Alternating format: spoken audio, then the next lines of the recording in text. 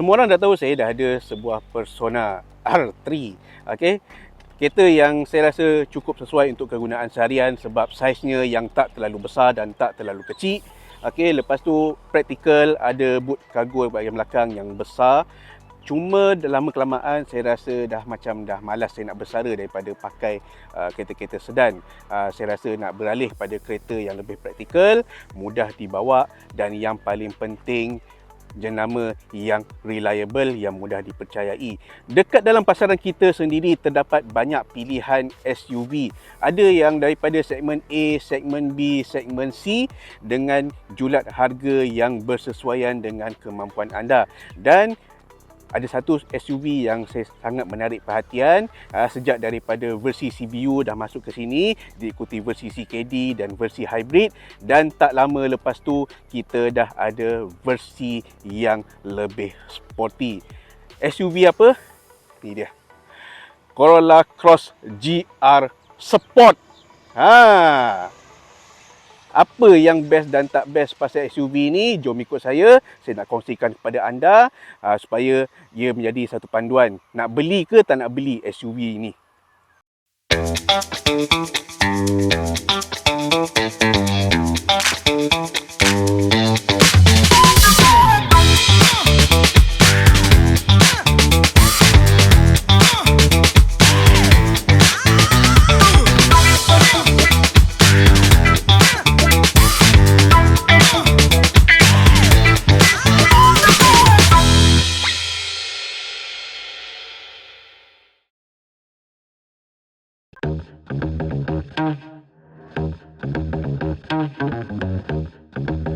Nak membezakan varian GR Sport dengan varian Corolla Cross yang lain sangat mudah.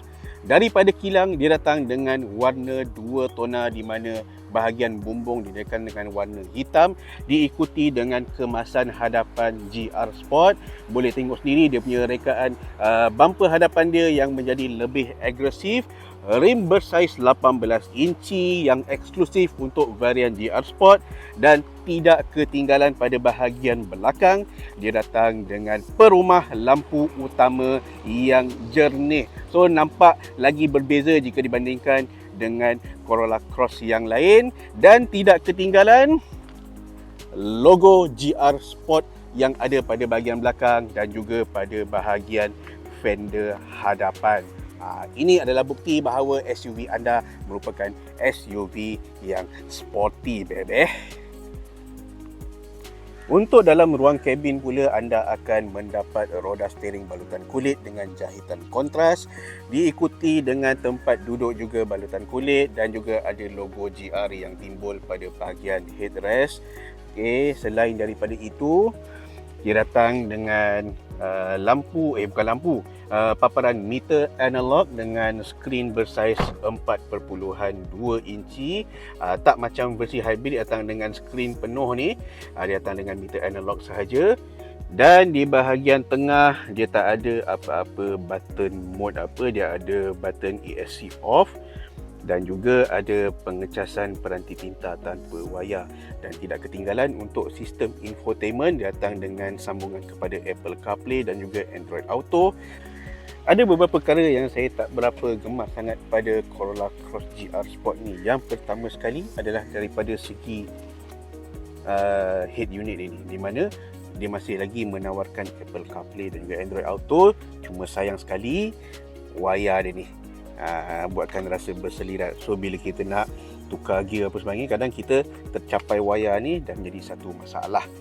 Dan yang kedua, okey, dia punya sistem pengecasan peranti tinta ni, walaupun dia datang standard, cuma kadang-kadang dia tidak berfungsi dengan baik dan ada kalanya menggunakan wayar jauh lebih menyenangkan lah.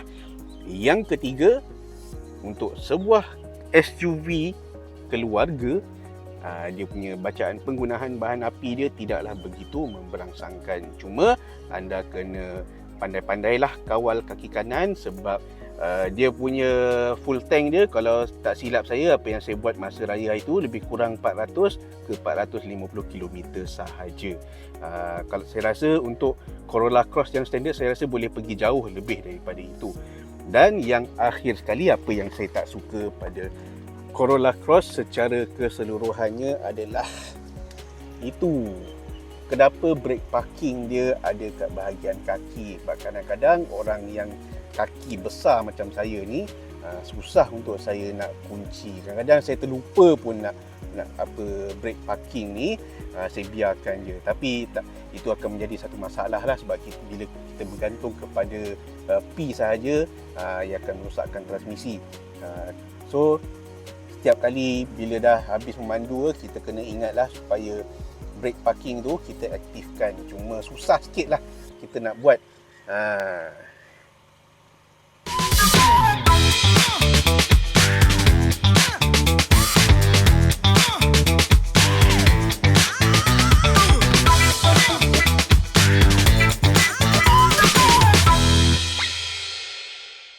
Okey, apa yang membuatkan Corolla Cross GR Sport ni berbeza jika dibandingkan dengan varian Corolla Cross yang lain?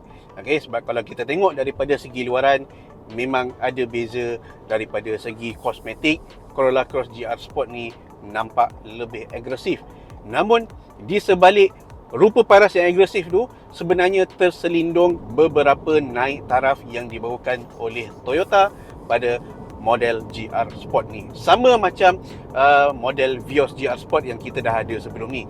Okey, yang pertama sekali untuk Corolla Cross GR Sport ni adalah sistem suspensi dia, di mana mengikut kata Toyota, dia punya tuning tu dah menjadi sedikit keras jika dibandingkan dengan varian yang standard, bertujuan untuk mengurangkan kesan olengan, terutama ketika sedang berada di selekoh.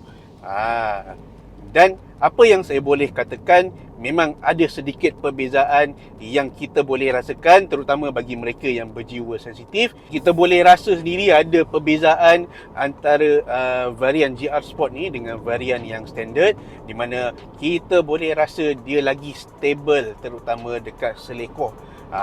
Dan dalam masa yang sama, walaupun dia punya tuning tu sedikit keras, akan tetapi dia tidak langsung mengorbankan aspek keselesaan, di mana kalau ada layan Corolla Cross GR Sport ni dekat laluan yang tak rata, banyak berlubang dan sebagainya, dia tak adalah rasa macam terlalu kasar ataupun terlalu bising. Kita boleh rasa SUV ni masih lagi sebuah SUV family yang sebenar.